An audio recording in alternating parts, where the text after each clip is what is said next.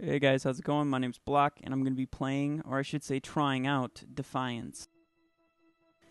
The graphics are really nice, especially for an MMO. I mean, if you look at the shading and the textures, they're pretty good. I mean, MMOs aren't known for their graphics, so this is definitely a step up. It's pretty refreshing. Listen up, people! We just passed the Golden Gate. We'll be on site in less than 20. So you got 10 to secure the rest of that gear and get yourself strapped in for a landing. Repeat! 10 minutes until lockdown, people! You two! I love the voice acting. They did a really good job on that. The animations are a little stiff in the cinematics, as well as some of the animations in just regular gameplay. And let's get to character creation here. You too. Alright, so in character creation, you can be male or female of two different races, aliens and humans. That's what I call them. You can also have an origin, which is basically your backstory and your starting weapon. I don't believe it has any endgame impact. And then an archetype is your face, the base face that you start off with. The actual customization is pretty limited. I mean, there's no sliders, if you know what I'm saying. It's all presets, and some of the modeling seems a little off. Like the eyebrows on the characters don't look like they really match up with the brow line, but you know, I guess you can't really see your face that often except for here and there in the cinematics, so it's not too big of a deal. Alright, now we're on the hair. We're gonna go through the colors here. They're pretty basic. I kind of wish they had a dark red or, you know, even an RGB kind of system, but unfortunately they did not. And now we're on the hairstyles. I actually end up using that one because it covers up the eyebrows and they were bugging me so much.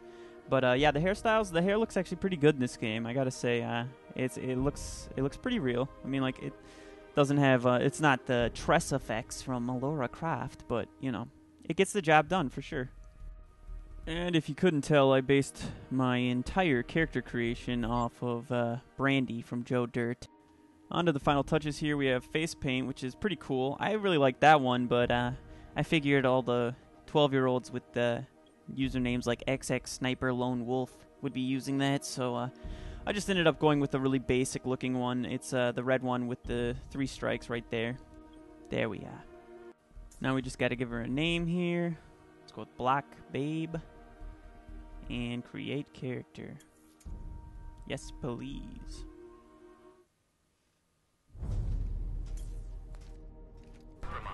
And I skipped ahead, so the ship just like starts crashing. I don't know why. They didn't really figure it out. Did we make it? Spoiler alert, we made it. So anyway, you end up with this white ghost lady who's basically an implant from what I can tell, and she ends up giving us our first quest. I can sense your nerve. So here's the starting zone. I originally thought this was instance, but it's actually open world, so there are other players in here. I'm gonna quick grab this quest, which is to open up a chest in the distance here. I really like the animations that they put into this.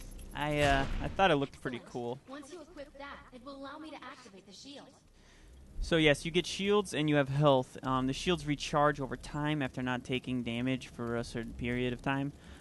Pretty typical with shields in games now, such as Halo 2 and Borderlands did that as well.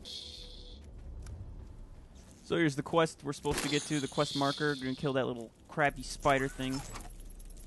Searching the mobile array. Nothing beats the accuracy and range of a sniper rifle.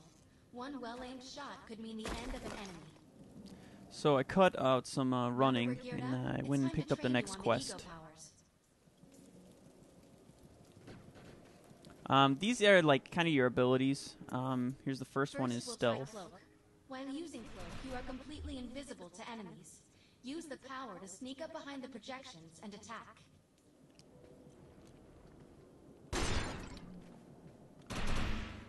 Now, you can't really tell with that first cloak I did because I waited so long, but a cloak actually stealths you, and then if you fire around, you're only temporarily unstealthed. As you see right there, I'm invisible again. So yeah, it works wonders on this AI. While using overcharge, your damage inflicted on the enemy is significantly increased. Shoot the projection while overcharge is activated. Boom. More damage. Enable the decoy power now. Decoy allows us to create a projection in your likeness that will fool and distract the enemy. Take down the projections while they're distracted by your decoy. I don't know what happened here. I teleported. I don't know how that works. Or if that's part of the ability. But yeah, that's basically a hologram that's used to taunt enemies. And it looks like it works pretty well.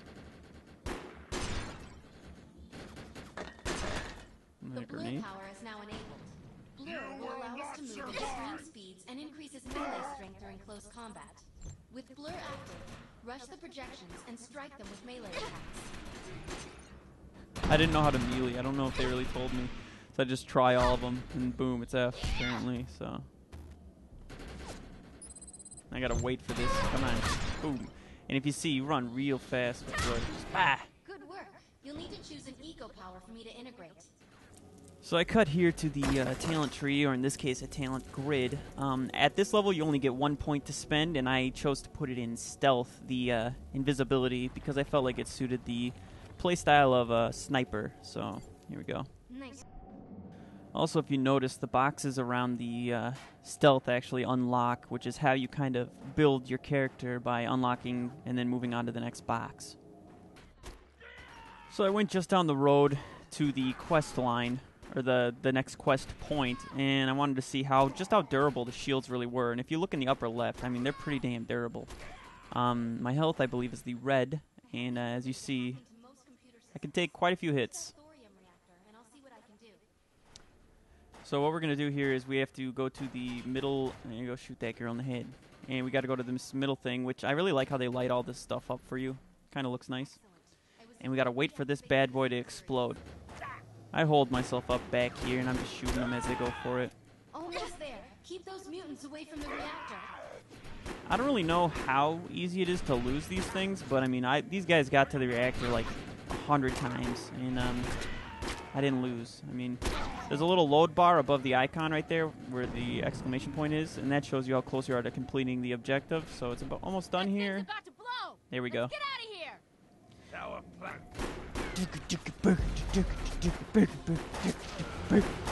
This is actually pretty cool. I like it when they have the these little cutscenes. Whoa! Explosion.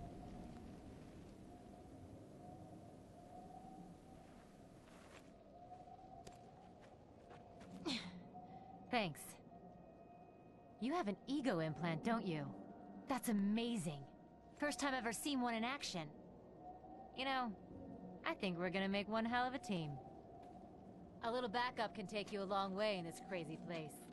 I'm heading to the crash site. They're gonna need help. I'm sure we'll be in contact. Arc Hunter.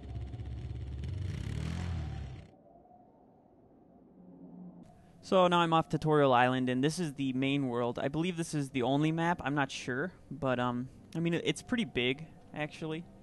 If you consider the amount of time it takes to get around. I'm hoping they actually expand. Those are some of the quest points that you can go to. These are like little side missions, I believe, and I haven't actually figured out what those red things are. Here we have pursuits, which are basically achievements. If you look on the right, they give you tasks to complete, and then when you complete them, you get the rewards. And if you look down there, this reward's pretty cool. It's a whole thing of armor, and actually, I'm gonna show you the lower one here. I mean, look, it looks pretty cool, but look at this. Ah, that's awesome. It's like a female RoboCop. And now here is the microtransaction store, which took me forever to figure out how to get into this little wheel window. But yeah, you can buy things from boosts to lockboxes, vehicles, outfits, headgear, convenience. I mean, you can see all that stuff. And if you look, I got a whole bunch of items to claim there. I got all these by doing the most tedious, boring piece of shit thing they ever put in a game. I spent a half an hour copying and pasting these stupid-ass ARC codes into their little system. And yes, I am sad enough that I did all 120 codes here. And here's what I got to show for the fruit of my labor. A fucking four-wheeler. Oh yeah. So basically, you can spawn this four-wheeler anywhere with the V key. And it's got like a extremely low cooldown. I don't think it can be destroyed. I mean, like, permanently destroyed, that is. You can take enough damage that it blows up, I believe. There's a health bar on the thing. But yeah, it's pretty sweet. Handling's kind of like janky. It did take a little getting used to, and you do get a four-wheeler for free doing the mainline quest a little farther down, but it's nice that I started off with one. The physics are about as realistic as it gets. I mean, it's just spot on, so. There are these little side quests. This one happens to be a time trial side quest. There's also Hotshot, which I assume has something to do with guns. One thing that I thought though is kind of cool is you do get to compete with other players' scores. So at the end of this, you'll see the top 3 players and the times that they got on it. Silver, machine gun, shotgun, SMG, and I don't know what this is. It's like an oil spill grenade. You can also salvage your gear and use the materials for crafting. All right, so I'm back questing. This is the final box that I have to sabotage for a quest, and you'll see the results right here. I basically cleared out the camp. Great AI, once again. And this is kind of cool. I like this. It's kind of like Borderlands. You'll see it once it loads. There it goes.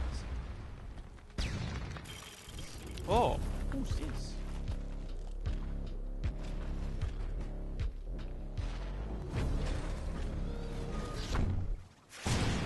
So he's kind of like he's not an actual like big boss, but he's more of like a mini boss than anything, because there's more than one of him. And this is how hard it is to take him out. You'll see right here, it's a pretty big challenge.